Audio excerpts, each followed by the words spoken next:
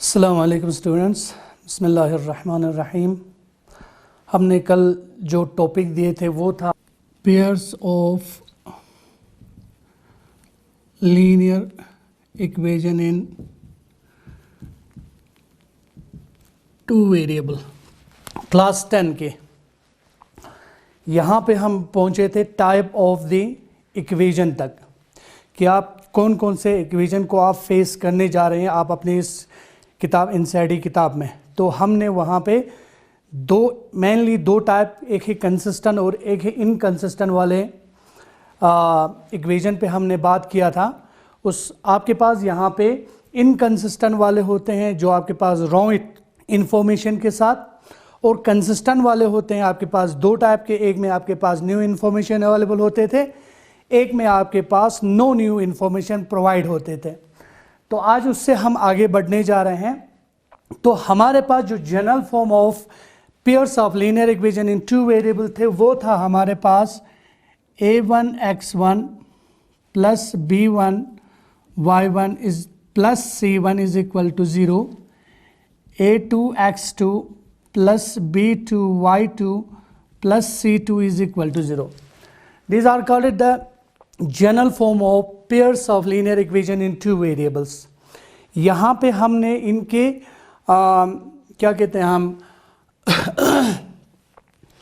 इसमें क्या चीज़ होते हैं उसके ऊपर हमने नेचर के बारे में हमने पढ़े थे। हमारे पास नेचर थे 3, कंसिस्टेंट में 2 थे और इनकंसिस्टेंट वाले 1 थे। कंसिस्टेंट का आपके पास एक है आपके पास with no new information available provided, जो आपके पास थे उसमें आपके पास उस वाले कंसिस्टेंट वाले इक्वेशन में आपका जो हम ग्राफ करने जा रहे हैं तो उसमें आपके पास जो लाइन होंगे वो हमेशा आपके पास कोइंसाइड होगा। मींस क्या है, जो अगर आप ग्राफ एक ड्रॉ करोगे वो हमेशा एक दूसरे के ऊपर ही चढ़ेगा इस तरह। यह आपके पास हुआ consistent with no new information available. एक कंसिस्टेंट जहां पे आपके पास क्या था, कंसिस्टेंट तो है आपके पास, ये भी कंसिस्टेंट क्वेश्चन है। कंसिस्टेंट का मतलब मैंने कल कहा था कि आपका क्वेश्चन गलत नहीं है, लेकिन यहां पे आपके पास क्या होगा, लाइन जो करेंगे यहां पे लाइन जो करेगा वो आपके पास इंटरसेक्ट होगा। तो मींस अगर आप इस pairs of linear equation in two variable में से आप वैल्यू निकाल के काम करेंगे तो वहां पे वो दोनों लाइन जो एक दूसरे को इंटरसेक्ट करेगा। ठीक है। जो एक आपके पास था इनकंसिस्टेंट इक्वेशन जिसमें आपके पास रॉन्ग इंफॉर्मेशन थे। क्या थे रॉन्ग इंफॉर्मेशन? वहां पे लाइन जो आपके पास बनेगा वो बनेगा हमेशा पैरेलल रहेगा। मींस अगर आप यहां पे इसका ग्राफ क्लियर करने की कोशिश करेंगे तो यहां पे लाइन जो है आपके पास पैरेलल होगा, ये कभी एक दूसरे के साथ इंटरसेक्ट नहीं करेगा। ये हो गया आपके पास इनका कंसिस्टेंट। इसमें न्यू इंफॉर्मेशन में आपके पास जो था यहां पे a1/b1 is equal to a2/b2 is equal to c1/c2, ये वाली चीज थे। इसमें आपके पास a1/a2 is not equal to b1/b2 था। इसमें आपके पास a1/a2 is equal to b1/b2 is equal to c1/c2। ये 3 आपके पास कैटेगरी थे आपके पास जिसको हमें फेस करने थे। ये था कल से थोड़ा सा एक्सटेंशन कि अगर आप पहला जो आपका एक्सरसाइज है वो ग्राफिकल के ऊपर डिपेंड है। आपके पास कुछ स्टेटमेंट दिए होंगे, कुछ सिचुएशंस दिए होंगे, उन सिचुएशंस में से आपके पास पहले उसको अल्जेब्रिकली मींस आपको उसमें से इक्वेशन को क्रिएट करना है। फिर इसके बाद वहां पे क्या होगा, आप इक्वेशन को क्रिएट करने के बाद वहां से आपको क्या करना है, ग्राफ को क्लियर कर दिखाना है। ग्राफ आपके पास 3 किस्म के ग्राफ बनेंगे, वो यहां पे आपके पास दिखाए गए। एक करेंगे कोइंसाइड, दैट मींस आपके पास यहां पे कोई भी इंफॉर्मेशन अवेलेबल नहीं होगा। एक कंसिस्टेंट इंटरसेक्ट करेंगे, वहां पे आपके पास यूनिक सॉल्यूशन मींस आपके पास लाइन जो इंटरसेक्ट करेंगे एक दूसरे से। और तीसरा इनकंसिस्टेंट होगा जिसमें कोई भी मतलब क्वेश्चन ही गलत है, वहां पे लाइन हमेशा पैरेलल रहेंगे। वहां पे आपके पास पैरेलल का मतलब क्या है कि वहां पे आपके पास कोई भी सोल्यूशन आपको नहीं निकल के आएगा। तो ये तीन चीज है। इसके ऊपर अगर मैं पहले एक्सरसाइज को अगर आप क्लियर करने की कोशिश करें, अब मैं एक्सरसाइज के ऊपर आ रहा हूं। तो एक्सरसाइज में जो क्वेश्चंस है ना, उसको मैं साइड करके मैं आपको एक थोड़ा सा एग्जाम्पल के जरिए कि आपको उस चीज को कैसे हैंडल करना है। पहले तो सिचुएशन को समझना है, फिर इसके बाद देखना है कि वहां से मैं इक्वेशन को कैसे क्रिएट कर सकता हूं, इक्वेशन को मैं कैसे बना सकता हूं, उसके ऊपर आपको थोड़ा सा फोकस करना है। फिर इसके बाद आप आगे बढ़ सकते हैं। तो अच्छी तरह से देखने की कोशिश करो कि मैं क्या बोल रहा हूं, क्या कर रहा हूं, क्या दिखाने की कोशिश कर रहा हूं, उसके ऊपर आप फोकस जरूर करें। मिसाल के तौर आपके पास दो बच्चे हैं, चलो उन दोनों बच्चों का नाम हम, एक का नाम रखेंगे अली, एक का नाम रखेंगे हम मोहम्मद। ठीक है जो, आपके पास दो बच्चे हैं, ये दोनों बच्चे जो है मार्केट में गए कुछ चीज खरीदने के लिए। अब वो किसी बुक सेलर के पास पहुंचे, तो बुक सेलर पे जब वो लोग पहुंच गए तो इन दोनों ने क्या किया, इन दोनों ने किया, अली ने लिया 2 पेंसिल और 3 इरेजर। आपके पास 3 इरेजर इसने खरीदा, 2 पेंसिल और 3 इरेजर खरीदा, दोनों के बीच में इसने दिया 11 रुपीस मिसाल के तौर। ठीक है जो, और मोहम्मद ने जो आपके पास खरीदा, हम कहेंगे मोहम्मद ने खरीदा 1 पेंसिल और 2 इरेजर, और इसके बाद इसने दिया इन दोनों के बीच में मिसाल के तौर 7 रुपीस। ठीक है जो, क्वेश्चन कैसे बना, Ali and Mohammad are 2 friends, हम इस तरह बोल सकते हैं, Ali and Mohammad are 2 friends, they go to the market and they purchase from a book seller. Ali purchase 2 pencil and 3 eraser and paid 11 rupees, and Muhammad purchased 1 pencil and 2 eraser for 7 rupees। तो हमें इसको क्या करना है, इसको करना है हमें ग्राफिकली और अल्जब्रिकली ग्राफिकली एंड अल्जब्रिकली इसको हमें क्लियर करना। क्वेश्चन आपने सुना होगा, क्वेश्चन को अच्छी तरह से देखो, यही सिचुएशन आपको पहले एक्सरसाइज में देखने को मिलेगा। तो यहां पे देखो, मुझे इसमें इस सिचुएशन को मुझे पहले अल्जब्रिकली क्लियर करना है। तो सबसे पहले मुझे एक पेंसिल का कीमत क्या, देखो मैंने दोनों के बीच में 11 रुपीस दिया है। अब मुझे पता नहीं है कि मेरे पास पेंसिल का मैंने कितना दिया और आपके पास इरेजर का कितना दिया।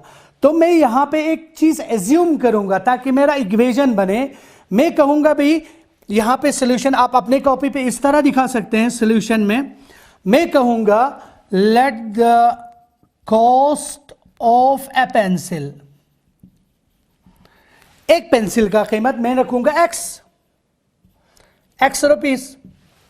ठीक है जो, and the cost of an eraser आपके पास इसका रखूंगा मैं y रुपीस।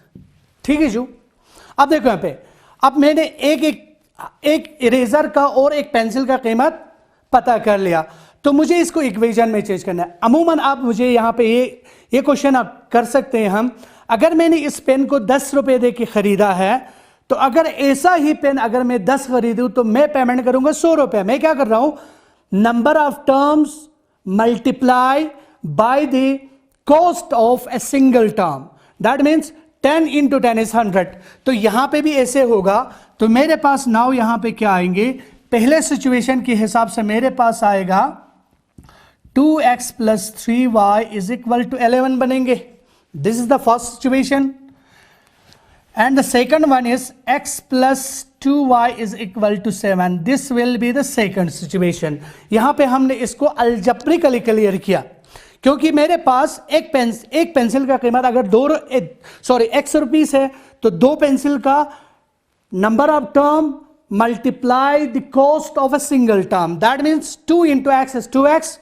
इसी तरह 3 into y is 3। इन दोनों को यहां पे 11 के, ये भी कॉस्ट है ये भी कॉस्ट है, दोनों के बीच को, दोनों को प्लस करके मेरे पास 11 बना, दोनों को प्लस करके मेरे पास 7 बना।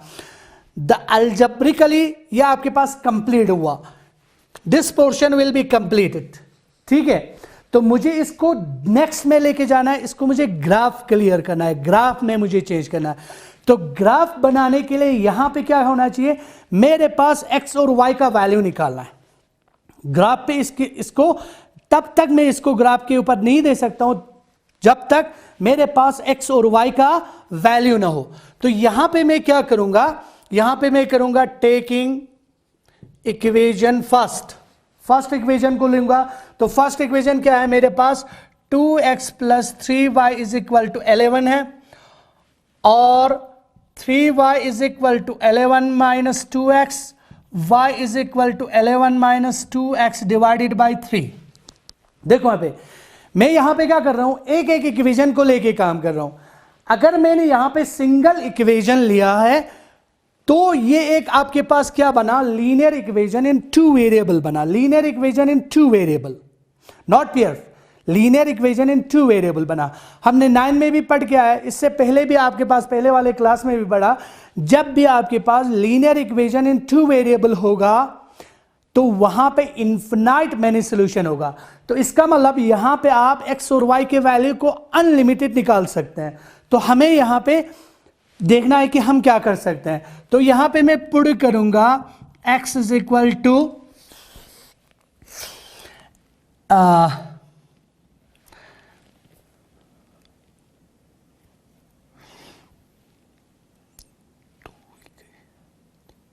x इज इक्वल टू, चलो हम 1 पुट करते हैं, देखते हैं क्या आता है।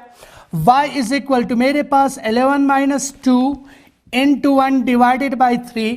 तो मेरे पास क्या है, 2 1 से 2, 11 में से 2 जाएंगे तो मेरे पास आया 9 डिवाइडेड बाई 3, तो मेरे पास आया 3। This is the first one. अब मेरे पास सेकंड क्या आएंगे, कुछ भी आप दे लो, put x is equal to, चलो हम 3 रखते हैं, ठीक है जो। तो मेरे पास क्या आएगा, x इज इक्वल टू 3 रखेंगे तो y इज इक्वल टू मेरे पास क्या आएगा, 11 minus 2 into 3 divided by 3, that is 11, यहां पे सॉरी 2 3 6 में से 11 में से 6 निकालेंगे आपके पास 5.3 आएंगे। इसका जब मैं अप्रोक्सीमेट, क्योंकि आपके पास नॉन टर्मिनेटिंग है तो यहां पे आपके पास मैं इसको अप्रोक्सीमेट वैल्यू में लेके जाऊंगा। देखो यहाँ पे 5 को अगर मैं 3 से डिवाइड करूंगा तो मेरे पास क्या आएंगे, 3 1 से 3, यहाँ पे 2 आएंगे, पॉइंट देंगे 0, यहाँ पे 6 आएंगे, 18 आएंगे, यहाँ पे फिर से 2 आएगा, फिर 0, फिर 6, फिर 18, ये चलता जाएगा। देखो यहाँ पे अब मैं यहाँ पे अप्रोक्सीमेट वैल्यू लेना चाहता हूँ तो मैं क्या करूंगा, मैं अप टू 1 डेसिमल लेना चाहता हूँ। तो अगर मैं 1 डेसिमल तक लेना चाहता हूँ, मैं दूसरे सेकंड डेसिमल को देखूंगा, क्या वो नंबर जो है ग्रेटर देन और इक्वल टू 5 है या लेस देन 5 है। अगर ग्रेटर देन और इक्वल टू 5 होगा तो मुझे आगे वाले नंबर पे मुझे 1 को प्लस करके लिखना है, दैट मीन्स ये 1.7 हुआ, ठीक है जो। अब मुझे निकालना है सेकंड, टेकिंग सेकंड इक्वेशन, वो मेरे पास क्या है, वो मेरे पास है x plus 2y is equal to 7। तो और x is equal to 7 minus 2y हुआ, ठीक है जो। तो यहां पे मैं y के वैल्यू को पुट करते जाऊं, x का वैल्यू खुद ब खुद मुझे देगा। तो यहां पे मेरे पास put y is equal to, मिसाल के तौर 1 लगाएंगे, x इज इक्वल टू क्या होगा, 7 माइनस 2 इंटू 1 होगा, वो मेरे पास आएंगे 4, 2 1 से 2 5, सॉरी 5 आएंगे। अगर मैं यहां पे पुट करूं y इज इक्वल टू, मैं पुट करूं 3, तो मेरे पास x इज इक्वल टू क्या आएंगे, 7 माइनस 2 इंटू 3 होगा, वो मेरे पास x इज इक्वल 2 3 से 6, 7 में से 1 आएंगे। क्लियर है जो, क्योंकि एक लाइन आप लोगों ने 9 में पढ़ गया है, लाइन एंड एंगल्स में पढ़ गया है, एक लाइन को ड्रॉ करने के लिए मुझे मेरे पास क्या चाहिए, 2 पॉइंट काफी है, ठीक है ना। मैंने 2 पॉइंट निकालने की कोशिश किया है। तो यहां पे आपके पास देखो, यहां पे जो लाइन बना, अब आप इसको ग्राफिकल, ग्राफ मीन्स आपके पास इसको कार्टेशियन प्लेन पे ड्रॉ करना है, ठीक है। इसको आप सीधे पेंसिल स्केल इस्तेमाल करके भी डिवाइड करके भी बना सकते हैं, या तो इसको आप ग्राफ पेपर में भी क्लियर कर सकते हैं। यहां पे जो सिचुएशन में हमारे पास जो वैल्यू आए थे उसको मैं यहां पे साइड में लिख रहा हूं। यह है पहले इक्वेशन के लिए जहां पे मेरे पास x और y है। अब देखो यहां पे इस सिचुएशन में मैंने x का वैल्यू क्या पुट किया था, 1 पुट किया था, तो मेरा y वैल्यू क्या आया था 3। मैंने यहां पे x का वैल्यू क्या पुट किया था 3, तो y का वैल्यू मेरे पास आया था 1.7 आए थे। इस सिचुएशन में जो मेरा वैल्यू आया वो क्या आया, x और y में मेरे पास देखो यहां पे मैंने पहले यहां पे y का वैल्यू पुट किया था, वो किया था मैंने 1, तो मेरा x का वैल्यू 5 रहा था। यहां पे मैंने y का वैल्यू 3 किया था, तो x का वैल्यू 1 आया। अब इस सिचुएशन को मुझे इस ग्राफ पे क्लियर करना है। तो यहां पे देखो, अगर मैं इस पे मुझे देखना है यहां पे नंबर कौन सा है, उसके हिसाब से आपके पास नंबर का स्किप होगा या आप नंबर को कंटिन्यू रखेंगे। तो मेरा सबसे ग्रेटर नंबर है 5, तो मुझे स्किप करने की जरूरत नहीं है, मैं कंटिन्यूअस नंबर पे काम कर सकता हूं। यह आपके पास x एक्सिस हुआ, या आपके पास y एक्सिस हुआ। तो मैंने x को क्या रखा था, कॉस्ट ऑफ पेंसिल, तो यहां पे चलेगा कॉस्ट ऑफ पेंसिल चलेगा, और यहां पे रखेगा कॉस्ट ऑफ इरेजर। ठीक है, जो ये इधर y पे चलेगा क्योंकि मैंने y को रखा था कॉस्ट ऑफ इरेजर, x को रखा था मैंने कॉस्ट ऑफ पेंसिल। तो यहां पे मैं 1 2 3 4 5 6 1 2 3 4 5 6 ये आपके पास हुआ। अब इसको लोकेट करो यहां पे, पहला है मेरे पास 1 और 3,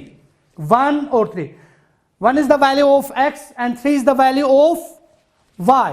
तो यहां पे मेरे पास 1 से इधर जाएंगे, इधर से अगर आपको करना नहीं आता है तो स्केल रखेंगे, इधर से एक स्ट्रेट लाइन, एक डॉटेड लाइन ऊपर डालेंगे। ठीक है, यहां से y से 3 आएंगे, जब ये दोनों इंटरसेक्ट करेंगे ना, यहां पे इंटरसेक्ट कर रहा है, दैट इज द आपके पास पहला पॉइंट आपने लोकेट किया। इसका जो आपके पास था 1 और 3 आया। दूसरा आपके पास 3 और 1.7, 3x का है, 1.7 मीन ग्रेटर देन 1, यहां कहीं पे होगा आपके पास, ये आपके पास 3 और 1.7 हो गए। अगर इस लाइन को मैं ड्रॉ करूंगा तो मेरे पास इस तरह का एक लाइन बना, देखो यहां पे इस तरह का एक लाइन बन रहा है। तो ये किस वाले इक्वेशन का है, ये मेरे पास है, इधर लिखना है 2x plus 3y is equal to 11। ठीक है जो, द नेक्स्ट वन, x का वैल्यू 5 है और y का वैल्यू 1 है। x का वैल्यू 5 और y का वैल्यू 1, ये यहां से इधर, ये यहां से इधर, यहां पे 5 और 1, हमेशा कोऑर्डिनेट में पहले x का वैल्यू फिर इसके बाद y का वैल्यू। और यहां पे आपके पास 1 और 3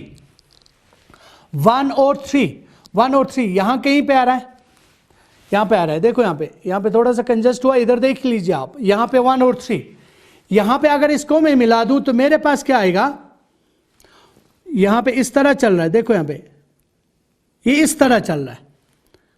ठीक है ना, ये किस वाले इक्वेशन का है, x plus 2y is equal to 7 है, x plus 2y is equal to 7, ये वैल्यू है आपके पास 1 और 3 का। ठीक है जो, तो यहां पे आपके पास इस तरह आपके पास इसका वैल्यू चला। तो देखो यहां पे जो लाइन इंटरसेक्ट हुआ ना, यहां पे हुआ, इसका मतलब यहां से ग्राफ से हम क्या कर सकते हैं, ग्राफ से हम यहां पे क्लियर, क्योंकि मेरा यहां पे परफेक्ट नहीं आएगा, क्यों, क्योंकि मेरा लाइन भी टेढ़ा मेढ़ा और मैंने जो डिवीजन किया वो भी आपके पास आगे पीछे चल रहा है। आपका अगर आप स्केल से या ग्राफ से करोगे आपका परफेक्ट आंसर आएगा, इसमें कोई भी शक नहीं है कि परफेक्ट आंसर आएगा। इसके बाद क्या करना है, मुझे एक्स और वाई का वैल्यू निकालना है। अब जो यहां पे इंटरसेक्शन पॉइंट है ना, ये वाला इंटरसेक्शन पॉइंट, यहां पे क्वेश्चन, आपका क्वेश्चन क्या बना, आपका क्वेश्चन बना consistent with new information available, consistent with new information. तो यहां पे आपके पास इधर से आपके पास एक डॉटेड लाइन लगाना है, मिसाल के तौर ये यहां पे मेरा 2 पे लगता है, यहां पे मिसाल के तौर ये इधर से लगता है, मेरे मिसाल के तौर यहां पे 2.5 पे लगता है। तो यहां पे मुझे क्या लिखना है आखिर में, from the graph we find, हमने क्या पाया, the cost of a pencil pencil is equal to, मिसाल के तो 2 रुपीज। मैं पहले से कह रहा हूं मेरा जो आंसर आया वो परफेक्ट नहीं हो सकता है। क्यों? क्योंकि यहां पे जो डिस्ट्रीब्यूशन किया ना मैंने, वो आपके पास गैप कभी छोटा कभी बड़ा, और जो मेरा लाइन है वो स्ट्रेट नहीं है। तो आप जब इसमें स्केल और पेंसिल आप इस्तेमाल करके करोगे तो आपको आसान होगा। तो यहां पे और and the cost of eraser, eraser is equal to क्या है, मिसाल के तो 2.5, ठीक है जो 2.5 रुपीज।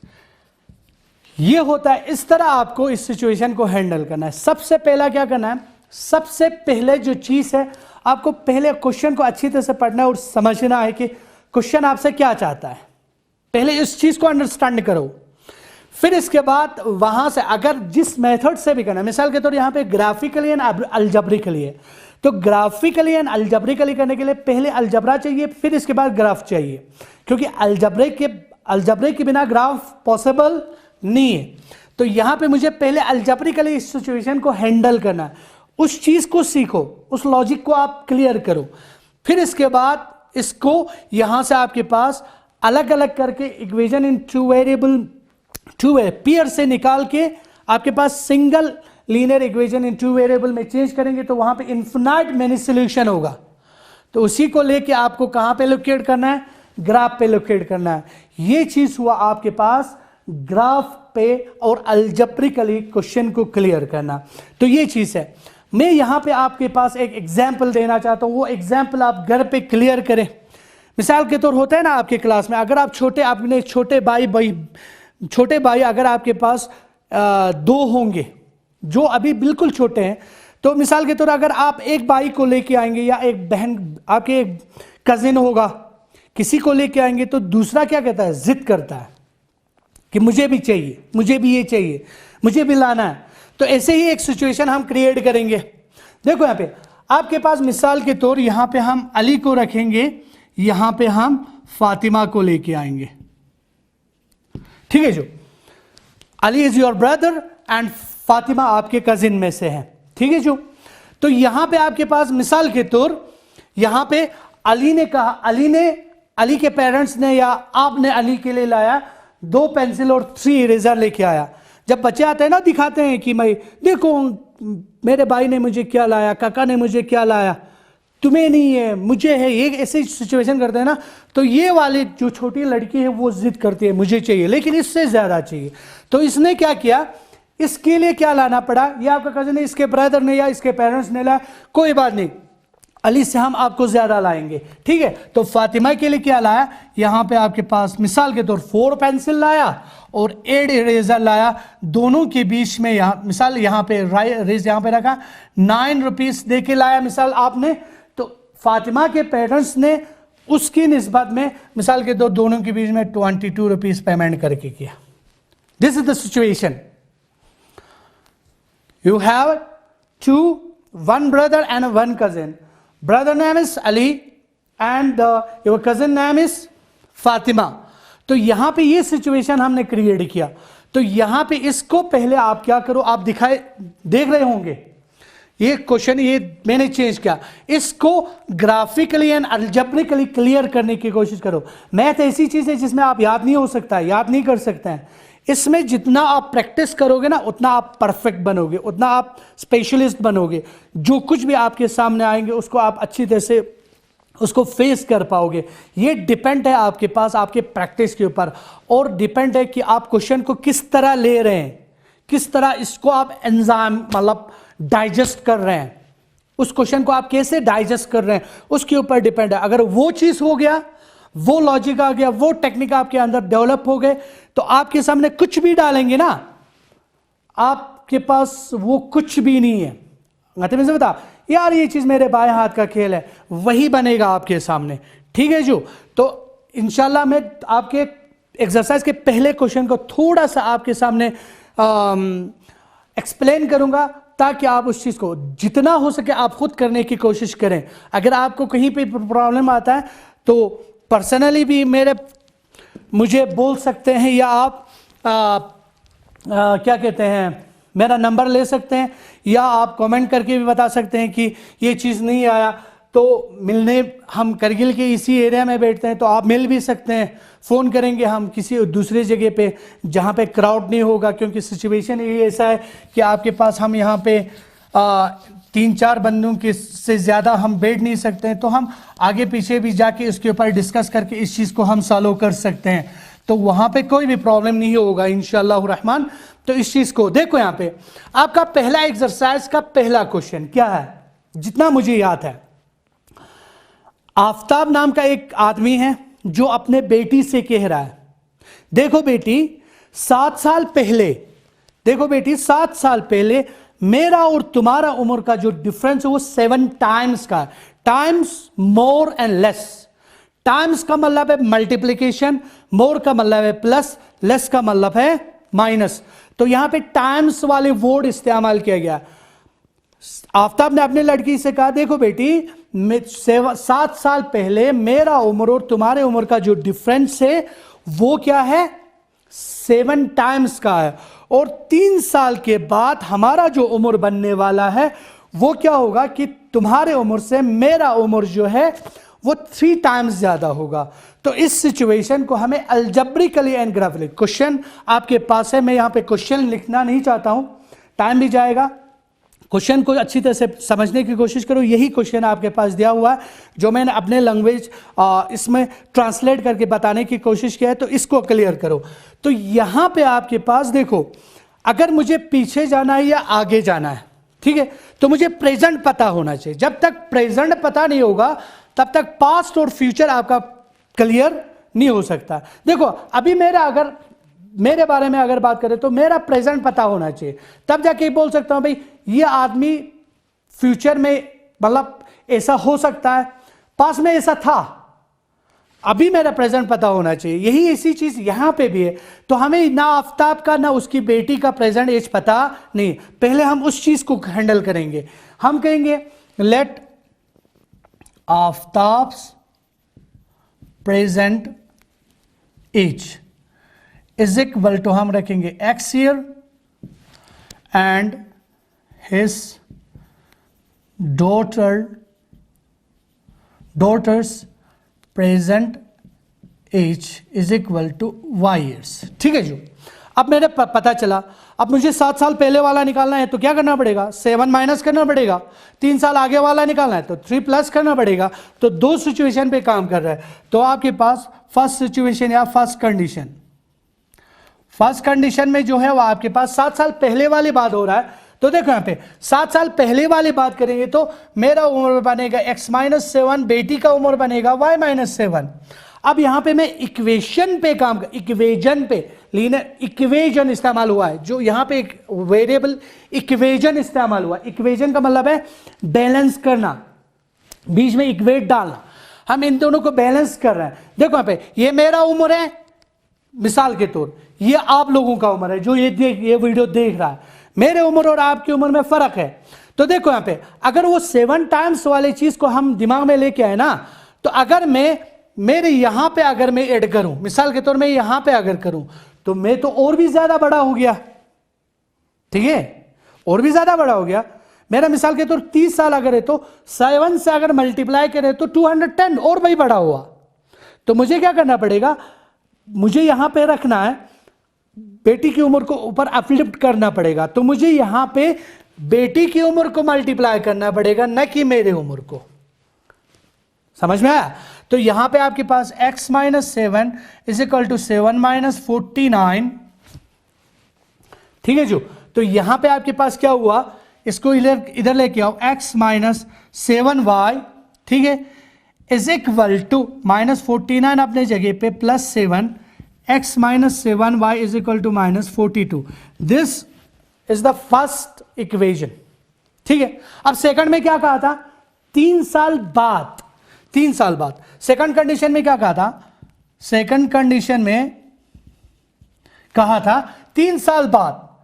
आज का मेरा उम्र है x, तो 3 साल बाद 3 प्लस करना पड़ेगा।